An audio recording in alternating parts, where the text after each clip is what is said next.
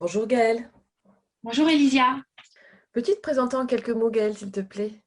je m'appelle Gaëlle Zerbib, je suis une jeune femme de bientôt 40 ans. J'ai commencé ma carrière comme pharmacienne et je me suis spécialisée dans l'aromathérapie, l'herboristerie, la nutrition, que des approches, on va dire, un peu plus douces qui viennent compléter la médecine classique. Aujourd'hui, je suis en reconversion professionnelle. Je deviens donc analyste de rêve. Et puis, j'accompagne les gens grâce à la thérapeutique de la Kabbale, aussi bien par la méditation que par le soin vibratoire. Comment tu en es arrivée à l'analyse de rêve, Gaëlle? J'étais donc pharmacienne à l'époque, jeune maman. J'ai eu une année reçu beaucoup de rêves en fait. Chaque nuit, je recevais un rêve très fort qui me bouleversait profondément au réveil. Et c'était des rêves toujours de guerre. Je voyais Paris sous l'eau, des bombes atomiques, des tsunamis.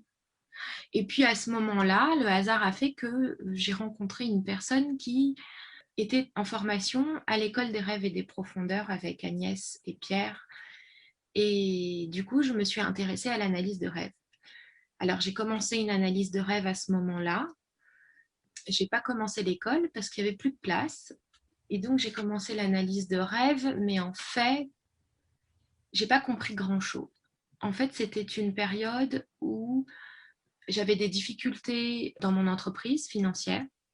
Mon couple, c'était compliqué parce que j'étais jeune maman complètement enfermée dans le rôle de mère. Toutes ces rêves de guerre venaient exprimer une guerre psychique en fait intérieure. J'étais dans un tel comment dire, j'étais dans une telle fascination du réel finalement que je n'arrivais pas à percevoir que derrière ces images de rêve très percutantes, il pouvait y avoir un message beaucoup plus profond caché derrière un symbole. En sachant qu'il faut savoir qu'à l'époque, j'avais donc juste une formation scientifique et je n'avais jamais abordé les problèmes de l'inconscient, j'avais jamais ouvert un livre de Jung ou un livre de psychologie. Donc, du coup, j'ai arrêté cette analyse de rêve. Et puis, derrière, j'ai eu des épreuves un peu compliquées, en fait. Par contre, en parallèle, j'ai commencé à suivre cet enseignement de la Kabbale parce que je suis d'origine juive et du coup, j'étais curieuse et j'ai plongé à pieds joints, en fait. J'ai eu la chance de faire une première méditation en fait, très, très puissante. Et du coup, je me suis engagée là-dedans de tout mon cœur et toute mon âme, je crois. La pratique de la méditation, en fait, l'accompagnement vibratoire, d'abord de mon fils qui a été malade, puis d'autres, a fait que je me suis retournée à nouveau vers l'analyse de rêve. Et j'ai recommencé une analyse de rêve un peu plus tard, période qui, elle, a été accompagnée dans une analyse de rêve. Elle a été quand même, malgré tout, beaucoup plus douce que la première période de chaos, on va dire, de ma vie parce qu'au fur et à mesure, en fait, s'est installée en moi cette confiance qu'on est réellement accompagné depuis l'intérieur. Hmm. Et en quoi consiste l'analyse de rêve quand tu dis que on est réellement accompagné de l'intérieur? On sent, on a envie d'aller un peu tirer les fils. Donc, en quoi, euh, en quoi ça aide? En quoi consiste une analyse de rêve et comment on peut sentir qu'on est accompagné de l'intérieur? Peut-être je vais dire les choses de manière très simple et très concrète en donnant un peu de mon expérience. J'ai été amenée à déposer le bilan pour mon entreprise, donc à l'amener à la faillite.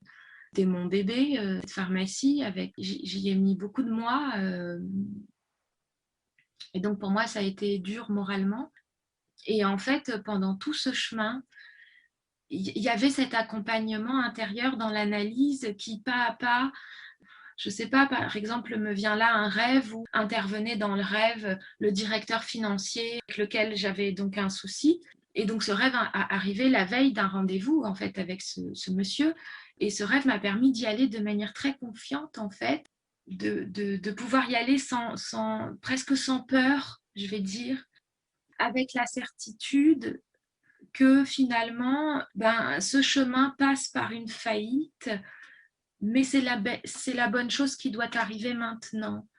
Quitter le regard qu'on peut avoir voilà, sur l'échec, sur cet auto-jugement de tu as échoué. En fait, cette faillite a été pour moi l'occasion de pouvoir commencer une autre vie. Tu as accepté de laisser partir finalement ce que tu avais? Ouais, c'est-à-dire que comme si ça te permettait d'accepter ce qui se passe aussi dans le réel. De plus en plus, accepter la réalité à l'extérieur, d'abord comme quelque chose qui est une projection de mon regard intérieur, et du coup, pouvoir me réapproprier cette autonomie, cette responsabilité. Tu veux dire que c'était plus une fatalité ce qui t'arrivait? Moi, j'ai l'intime conviction qu'en fait, à ce moment-là, mon âme a pris les rênes de ma vie. Et l'analyse de rêve m'amène de plus en plus à accepter que c'est elle qui a les rênes et à me mettre en alliance avec ça. Et plus je me mets en alliance et plus j'accepte, et plus ça roule, plus c'est fluide.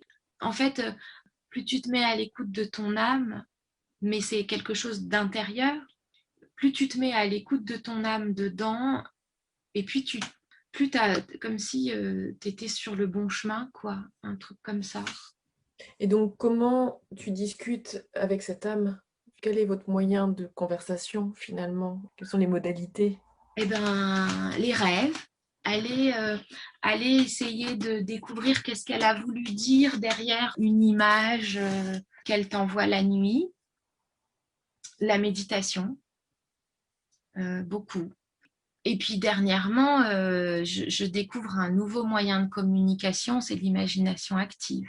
Et ça, c'est du pur bonheur, c'est de l'analyse de rêve un peu plus loin, un peu plus poussée, mais en toute autonomie, sans analyse. Et là, ça devient jubilatoire, en fait. C'est comme si tu pouvais communiquer intérieurement avec cette présence à l'intérieur de toi. Dès qu'il y a quelque chose, voilà, une question, un questionnement, une interpellation dans le réel, un rêve, un ressenti. Pourquoi l'intérêt de l'analyse de rêve si on peut passer directement communication directe à soi? Non, en fait, on passe pas directement. Moi, j'ai 4 ans d'analyse de rêve personnelle. En fait, on acquiert dans le chemin de l'analyse de rêve un discernement, un discernement entre le message qui vient finalement du soi ou de ce que je pourrais appeler de son âme et le message mensonger, en fait. C'est-à-dire qu'il y a il y a comme à éplucher toutes les couches de l'oignon avant de pouvoir accéder à cette voie. Et puis en fait, c'est un chemin infini. Je sais que moi-même, j'ai encore à déconstruire plein de filtres et plein de formatages. Et puis, on a des moments dans nos vies où on n'est pas capable de finalement entendre ces interpellations et pour ça, on a besoin d'être accompagné. Ce que ça t'a apporté en tant que rêveuse, qui t'a amené à devenir analyste? Oui, Oui. oui, parce qu'en fait, c'est un chemin de recherche dedans qui me paraît véritable en fait, dans le sens où c'est le rêve qui parle. Alors le moi, quand il est face à l'analyste et qu'il va répondre aux questions, il est présent, c'est lui qui répond aux questions, mais il répond aux questions que le rêve pose. Il ne répond pas aux questions que ben, le moi du psychanalyste va pouvoir poser. Alors, votre vie, votre femme, votre mari, votre profession. Enfin, c'est vraiment ce que le rêve va amener comme sujet, comme si l'inconscient amenait le moi dans son monde finalement. Et puis le met face à ce qui a besoin d'être vu et d'être interpellé. Mmh. Et dans ces cas-là, tu dis le moi va aller dans le monde de l'inconscient, mais du coup, le rôle du moi par rapport à la vie de tous les jours, est-ce qu'il a un rôle entre justement cet inconscient et cette vie de tous les jours? Je pense que le rôle, c'est de se mettre à l'écoute de l'inconscient. Je pense que on On a perdu ça, il y a peut-être ça dans les sociétés primitives, mais en tout cas, nous on ne nous a pas appris ça, c'est-à-dire mettre notre pensée au service de ce qui vient de l'inconscient, de ce qui vient de l'intérieur, rétablir ce lien en fait, parce que c'est finalement en rétablissant ce lien que, en tout cas pour ma part, j'observe que la relation à l'extérieur est aussi plus en lien. Je pense que ce passage est obligé finalement de se tourner vers soi et d'apprendre à se connaître et d'aller en relation avec notre soi profond, quoi. Tu parles beaucoup de liens, de relations. On sent que ça a beaucoup d'importance dans ton vocabulaire. Est-ce que ça a de l'importance aussi dans l'analyse avec les rêveurs, l'analyste? Oui, oui. En fait, il y a pas que, il y a le rêveur, il y a l'analyste et puis il y a le rêve. C'est important ça parce que le fait qu'il y ait le rêve au milieu, on sort de toute projection en fait.